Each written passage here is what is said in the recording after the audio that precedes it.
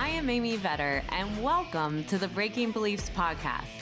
This valuable time is for you to pause in your day and go on your own self-journey. Discover the beliefs that are holding you back from living your best life at work and at home. Learn from the guests on this show as they share their inspirational stories on how they found ways to break internal beliefs that were no longer serving them. Because if you believe you can, you will. And our podcast begins now.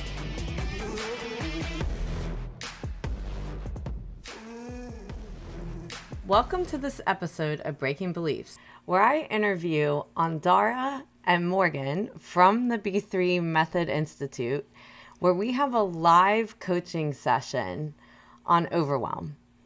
We have developed a new downloadable work-life harmony 30-day workbook that you can follow along with us and be able to get started on your path to creating work-life harmony. I hope you enjoy this episode and you're able to uncover some actions that you can take in your life to be able to help you overcome overwhelm. Hello and welcome to this episode of Breaking Beliefs. We're doing it live and we're doing a very special edition right now. And that edition is all about work-life harmony. We're seeing people struggle with it all of the time and doing a lot of coaching on it. So one of the things that we wanted to do at the B3 Method Institute was to create a workbook that you could be able to download for free and help yourself over the next 30 days to be able to create work-life harmony in your life. So if you haven't downloaded it already, you can go to businessbalancebliss.com and you will see there's a free workbook link there, and you can download it for today's session and also to have afterward. And we're going to do a piece of this workbook today, and I've got my colleagues with me, Andara and Morgan, that are going to be, we're going to do some live coaching with Andara and Morgan today. And we're going to really focus on part of this workbook, which is all about overwhelm. So I'll give you a little preview of this workbook so that you get a feel for what you're going to download. And what it is a way to actually walk you through how to implement real change in your life. So in order for us to create change, it takes habit change and it also takes time. And we have to be very specific about the things that we want to change. So in this workbook, it's easy to follow for you to be able to start creating these practices in your life. And the exercise that we are going to start with today is overwhelm. And I think so many people feel it right now for many different reasons. And I want all of us to just get centered on that right now. So we're just going to take a moment and get present and get silent together, and we'll all do this together. So if you want to just come into your chair and just take your hands onto your lap and just close your eyes. And just allow yourself to settle so we can just get present in our body. Release anything we came in here with. And just allow ourselves to feel the sensations of our breath, of our body on the chair, just feeling supported. And I want you to just count your breaths. Inhale 1, exhale 2, inhale 3, exhale 4. And just keep those breaths going until you get to 10. And then you can start the count again.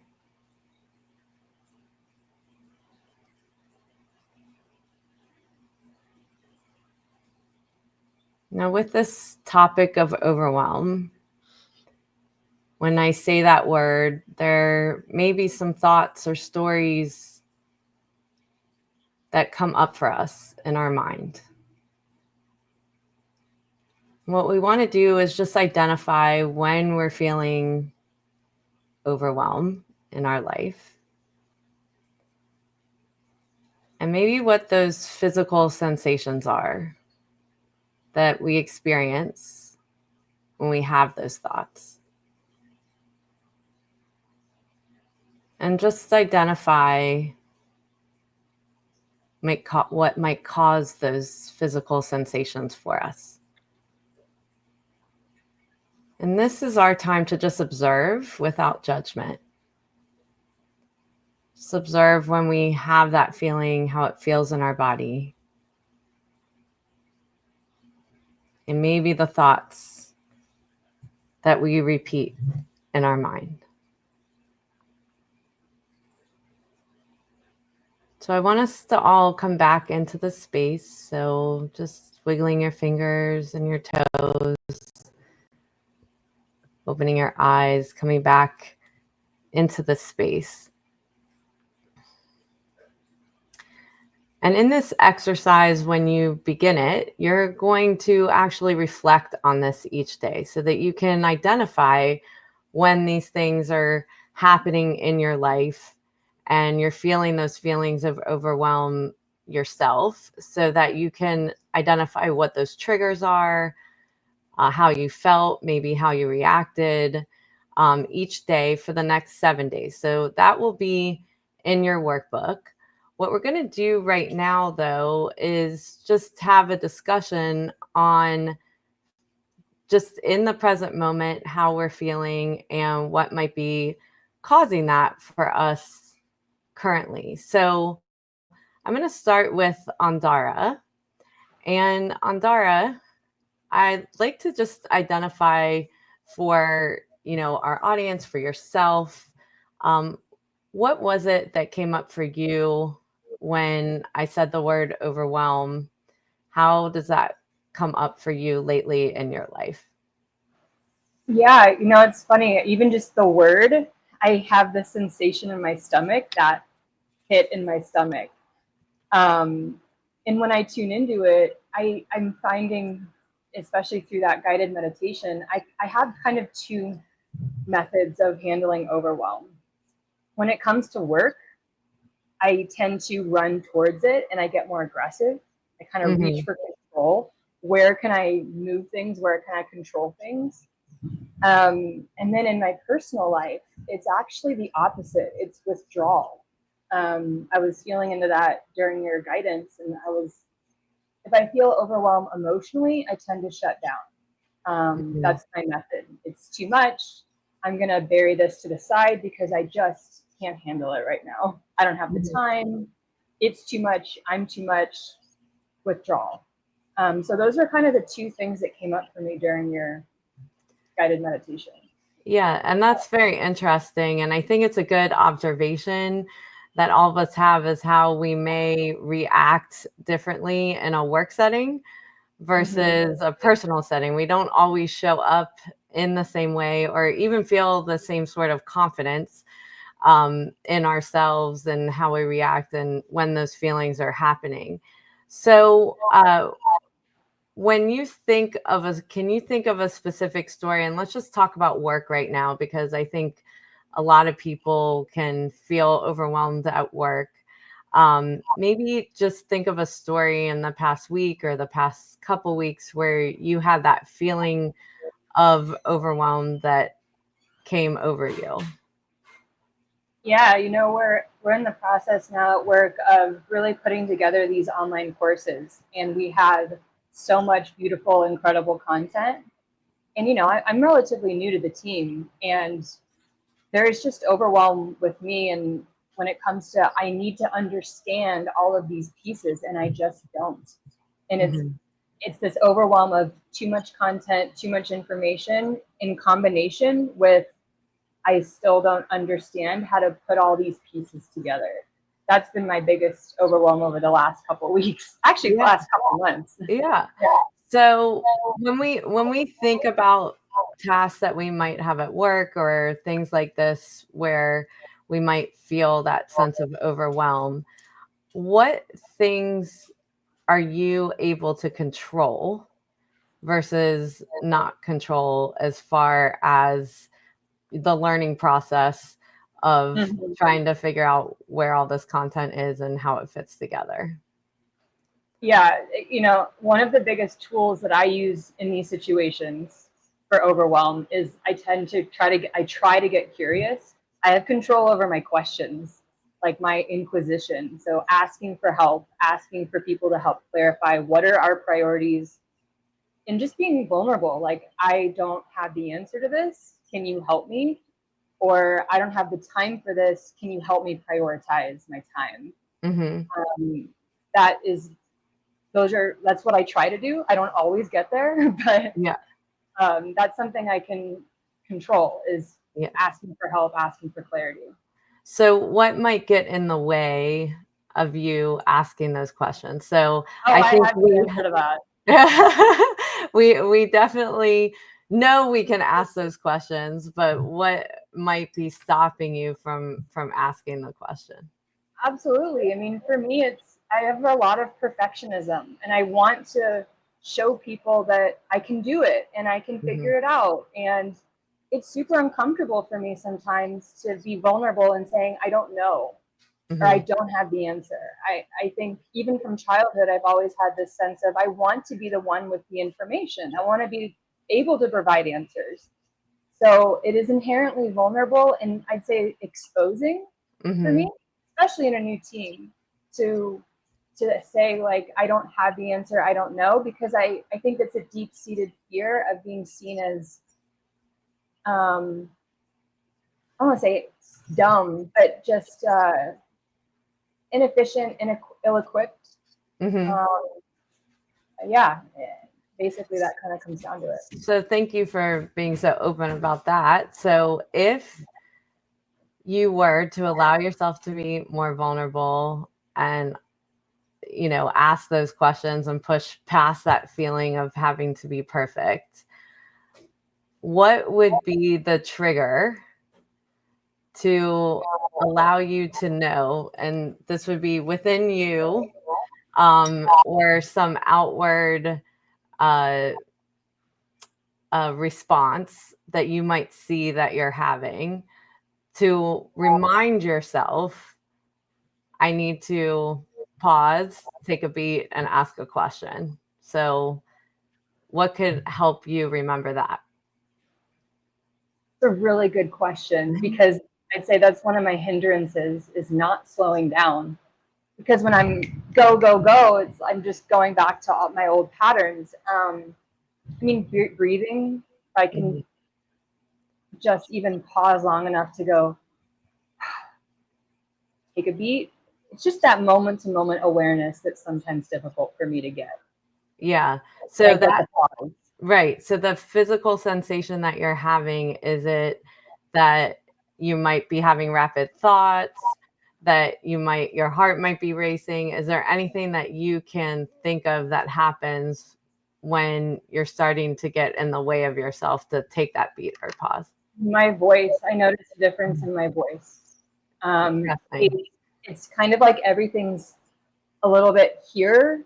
And then Mhm. when I'm really slowed down, when I'm grounded, I'm in my body. The breath in my voice is coming from my belly as opposed to right here. Yeah. So that's one of the biggest tells. And I've had people in my life notice that too. My sister, she's like, can you check, like, where are you at right now? Because you sound different. Yeah, that's interesting.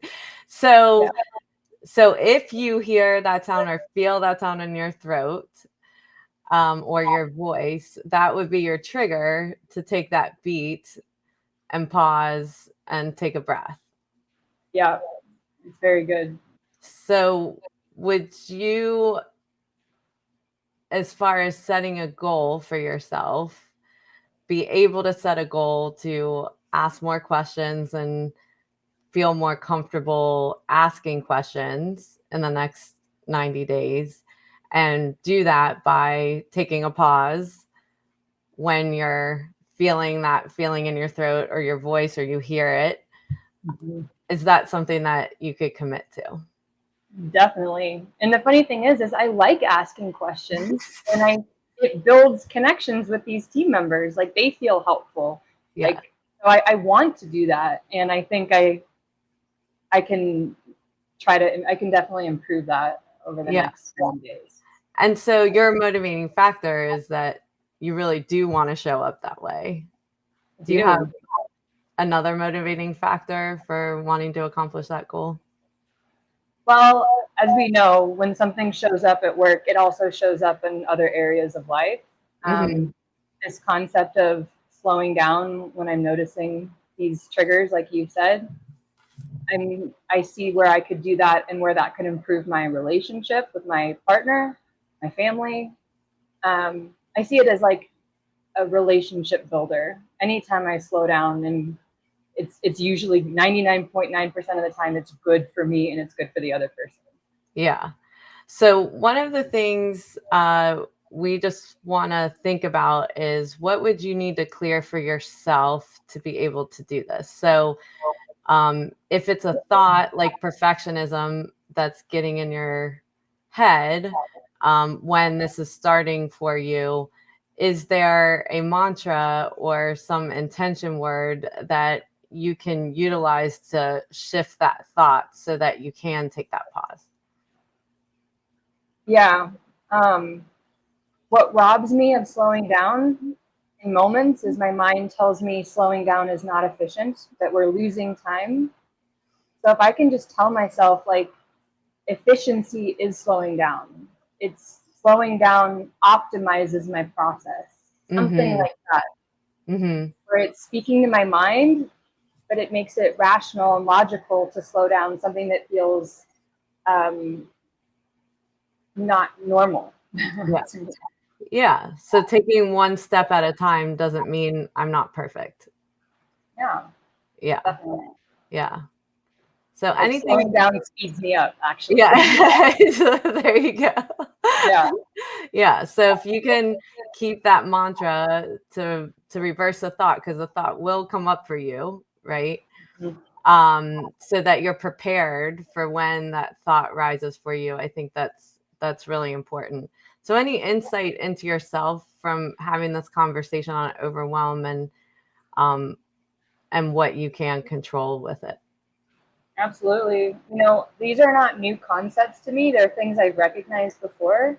But what I'm getting out of this is that it's layer after layer after layer. This stuff isn't going away. We're not just going to learn about it and fix it. It's a day to day embodiment practice. That's why I love this workbook, because it's prompting me to check in on these things every day. And I Hmm. need that accountability. Yeah. Awesome. Well, great. Thank you Thank so much, you. Andara. Yeah, thank Morgan, you. it's It's your great. turn.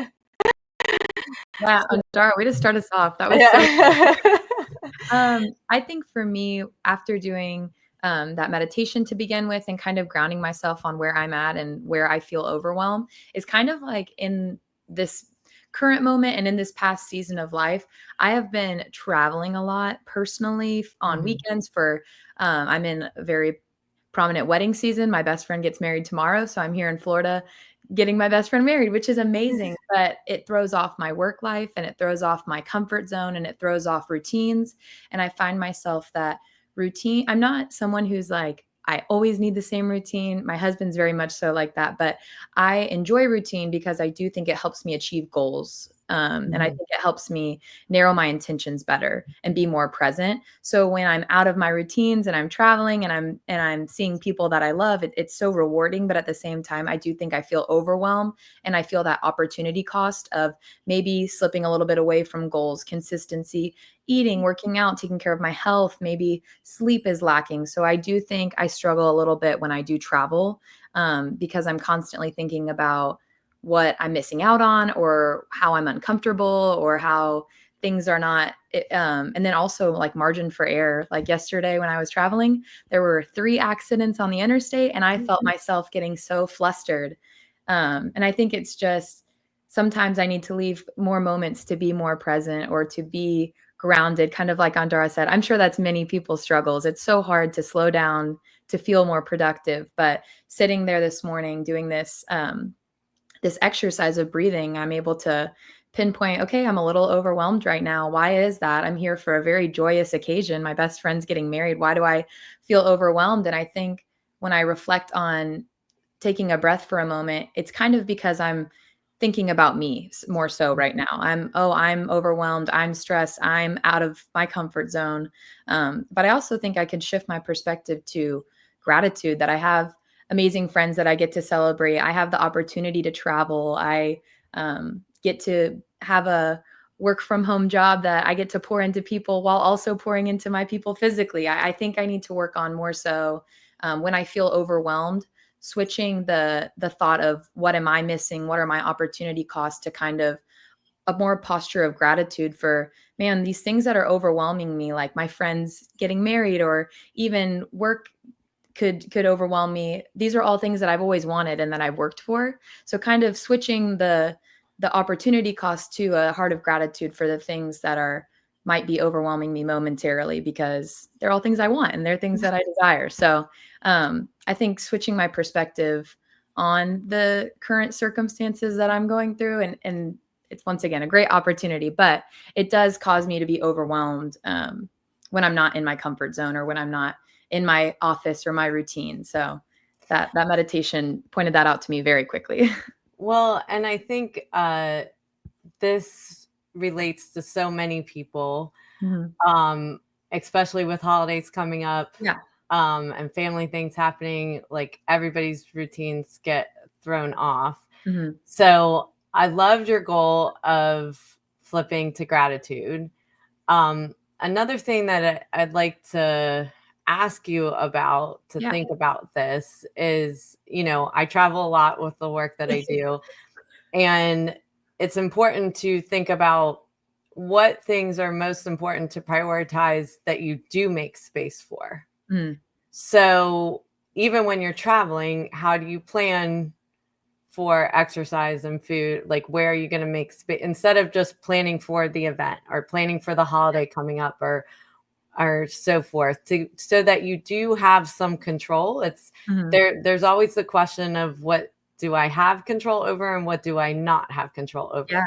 So if you go back and think about traveling and other family time that's going to come up and friends, so forth, what do you think you could prioritize and figure out how to make sure you create space, just like you were saying, Mhm. so that you could make sure that you are still fulfilling the things that fill you up?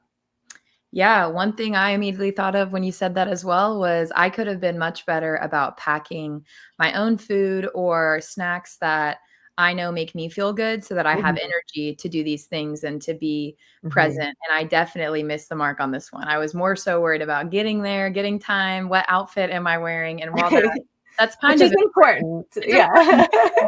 but I also need to worry about the things that matter to me and my health. And I think those things are just so easily forgotten because you can fill it with something else or there's Yeah. other options. But yeah, that's one thing I did not plan. And I think that overwhelmed me this morning as well. I didn't have an opportunity to eat something healthy or to fill my body. And I was like, oh my goodness, what am I going to do? But I definitely, moving forward, especially with the holiday season coming up, could prep better, bringing my own food, kind of having peace of mind, knowing that I'll have the nutrients to get through these days and to get through the overwhelm. And yeah, so that's one thing I definitely will work on for my next trip.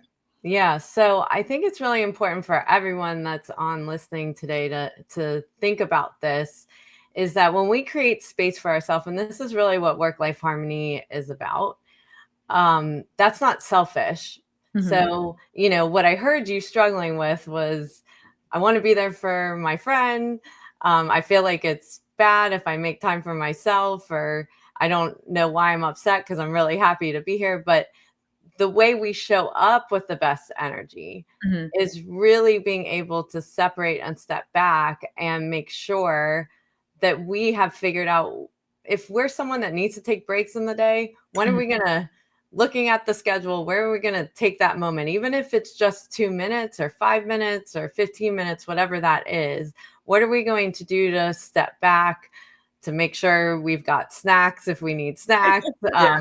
or to even do a quick workout in the morning. That means maybe like some days you have to get up a little bit earlier, but mentally prepare. It's like a mental rehearsal for what that weekend's going to be like, or when that family is coming over and Yeah. so forth, to make sure that you're ready. So when you think about a goal for the next 90 days, how would you craft that goal around this? I think one thing that you've taught me working with you and through all of your courses is I need to be more intentional about my time. So that means if for me, if that's travel, like being very intentional with my calendar. So during the week when I have meetings, making sure I have those small 5 to 10 minute breaks for me, stepping outside. I know that sounds kind of like minute, but like literally being in the sun or doing a quick walk or just enjoying nature for 5 minutes helps me ground myself and remind me that whatever I'm struggling with is not that big, and the world is so vast around me. I'm going to be okay. It helps ground me from the overwhelmed thoughts. But then on weekends or when I travel or these next seasons coming up, I definitely think food is something that I'm going to work on prepping or at least having a plan for, so that I don't just show up and wonder why I'm overwhelmed about some of my goals not panning out the way I wanted, or kind of using like I think uh, just forgetfulness in that area. So I think having more attention to my calendar during the week, making sure that when I'm having some work overwhelm, I'm able to ground myself with maybe a meditation or a walk. And then on weekends, I definitely think something that will help me will be planning out food, meals, snacks that I know will help me have the energy to be present and to show up for the people that I'm around. So Awesome. So what would be your motivating factor to be able to achieve this? I think I have two. For one, I think I guess this might be obvious because we're talking about overwhelm, but obviously to diminish overwhelm. So Hmm. I don't want to feel overwhelmed. So I think what's the saying? If you fail to prepare, you're preparing to fail. And I Yeah. think in certain areas, I did that a little this weekend. I think Mhm. I prepared my outfits, which is great, but I didn't prepare my meals or my nutrients. So I think um, I prepared to fail a little bit in that area. So kind of working on each trip, each week, each month as I grow, working on things to prepare better so that I'm able to see a successful weekend, or be more present and be my best self, so that I'm not just focusing on getting there. I'm not just scheduling time to be there. I'm doing all of these prep work and making sure that my calendar and whatever list, whatever journal, however I want to track it, will help me be more successful while I'm there. So kind of helping myself diminish overwhelm, and then being a better version of myself for the people that I want to celebrate, because Yeah. that's my main goal, is to not just be there, but to be filled and to have that community. But so yeah, diminishing overwhelm and being more present, and I guess a better version of myself to people when I do travel. So I love that. So what would help you stay on track? So what is going to allow you to remind yourself, to trigger yourself that, oh, I observe myself doing it. So what would be the thing, either physically that would remind you, or something that you would see that would remind you? yeah, so when you asked Andara this question, I laughed a little bit because my body handles stress very poorly. If I have the slightest bit of overwhelm, multiple parts of my body start to freak out.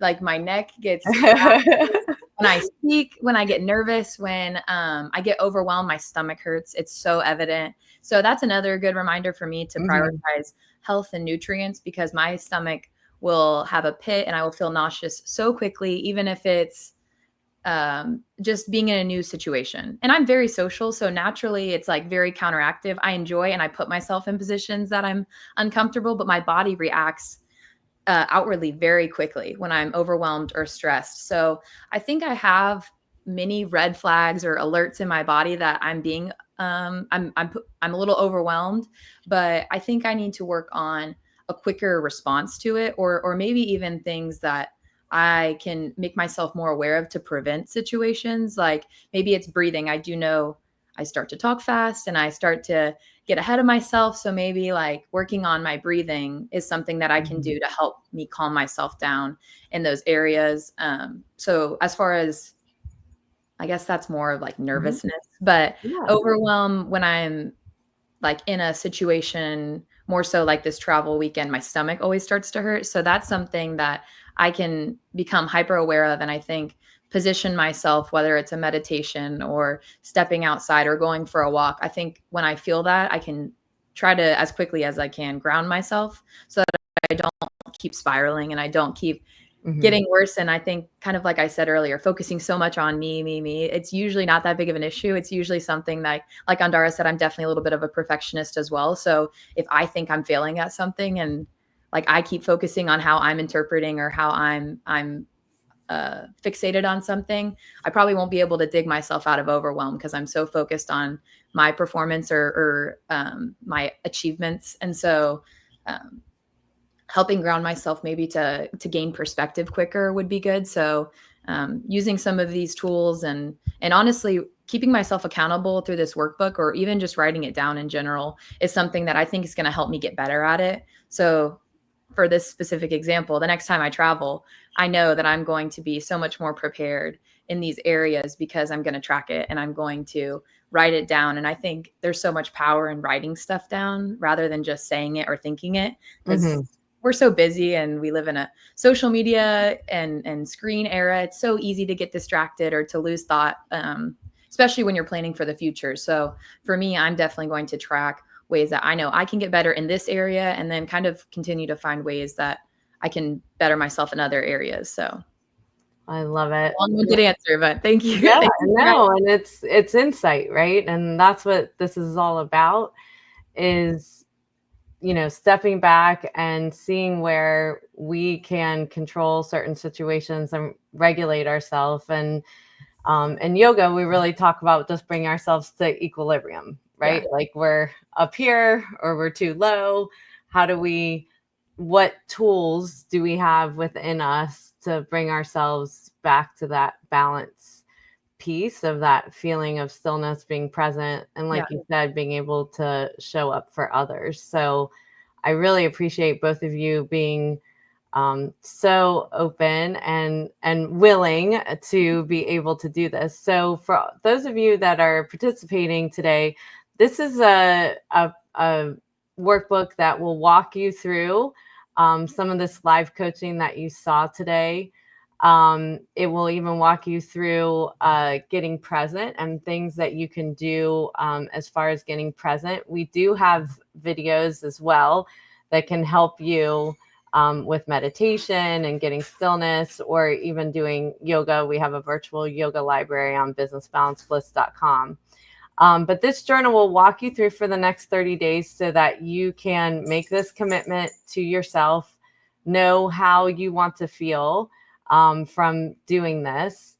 And for those of you that are interested in doing this coaching yourself in a group format, you can go to businessbalancebliss.com. And we have, for the beginning of the year, starting the year, our first 90-day cohort, so that you can do this in a group setting. I think it's really important, as you saw today, to hear what others are experiencing and what how they're going about it, because we learn from the people around us. It's not just the ways that we figure out. Someone might say something and you're like, wow, that was really helpful.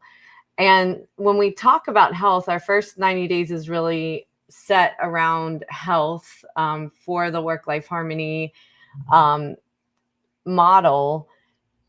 Our health is a lot of the things that were talked about today, that it is about really being observant as far as our sleep, as far as our going to the doctor, eating, exercise. All of these things matter in bringing ourselves to feeling good internally, as well as the practices that we have inside of us to be able to create that work-life harmony and create the health that we want in our lives.